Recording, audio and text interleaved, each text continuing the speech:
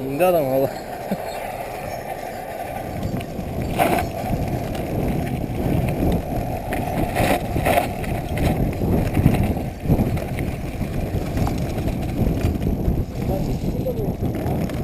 Efendim?